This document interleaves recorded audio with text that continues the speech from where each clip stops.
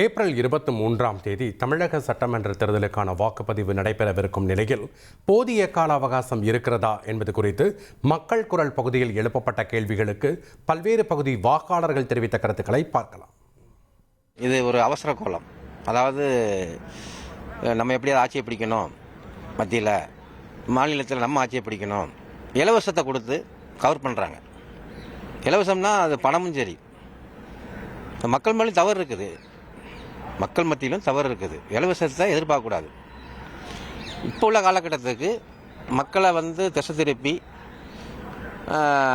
பணமோ பொருளோ கொடுத்து இந்த தேர்தலை சீக்கிரமாக நடத்தி மீண்டும் ஆட்சியை நாற்காலியில் உட்காரன்னு ஆசைப்பட்டு தான் இவ்வளோ அவசர காலத்தில் தேர்தலை அறிவிச்சிருக்கு. இப்போ உள்ள காலகட்டத்துக்கு எல்லாமே விளம்பரம் வந்துடுது, செல்ஃபோனை பார்க்குறாங்க, வலைதளத்தில் வந்துடுது.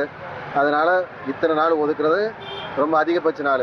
யார் வேட்பாளர்கள் என்று கூட ஒரு அறிவிக்கப்படாத ஒரு சூழல், மிக அவசரமாக அறிவிக்கப்பட்டதின் சூழல் காரணமாக அவர்களுக்கு போதிய அவகாசம் இன்மையால் சரியான முறையில் அவர்கள் மக்களிடத்தில் கொண்டு சென்று யார் வேட்பாளர் என்று சொல்லக்கூடிய அளவிற்கு கூட காலம் இல்லை என்பது இதன் மூலமாக தெரிகிறது. ஏறக்குறைய ஒரு 35 நாள் டைம் கிடைக்குது. எல்லா கட்சியுமே பார்த்தீங்கன்னா பொது வேட்பாளர் யார் எந்தெந்த தொகுதியில் நிற்க போகிறாங்கன்றது அவங்கவுங்க டிசைட் பண்ணிட்டாங்க. ஆனால் சுயேட்சா நிற்க போகிற கேண்டிடேட் மட்டும்தான் தயாராகிறதுக்கு கொஞ்சம் கஷ்டமாக இருக்கும்ன்றது என்னுடைய கருத்து.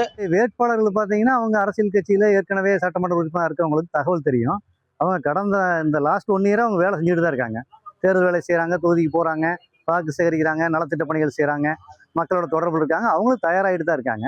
இந்த 40 நாளே அவங்களுக்கு போதுமானதான். இன்றைக்கெல்லாம் நிறையா மீடியாவெலாம் இருக்குது இல்லைங்களா, சமூக வலைதளங்கள் இருக்குது, பெரிய பெரிய சேட்டலைட் சேனல் இருக்குது.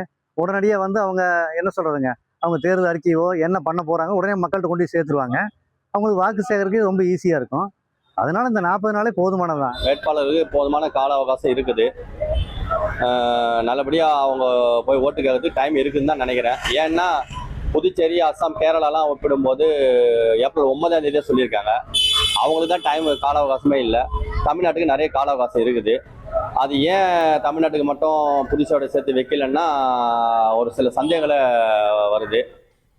மக்கள் குரல் பகுதியில் பல்வேறு பகுதி மக்கள் தெரிவித்த கருத்துக்களை நாம் பார்த்தோம். 1,27,00,000 மனங்களை வென்ற தந்தி டிவி யூடியூப் சேனல். தவிர்க்க முடியாத தம்ப்நெயில்ஸ், கலக்கலான கான்டென்ட்ஸ். நீங்களும் இந்த குடும்பத்தில் இணைய இப்பவே சப்ஸ்கிரைப் பண்ணுங்க. அசுரபலம் கொண்ட எங்கள் டிஜிட்டல் கரங்களில் உங்கள் விளம்பரங்களை சேர்க்க வாட்ஸ்அப் பண்ணுங்க. 8939888838.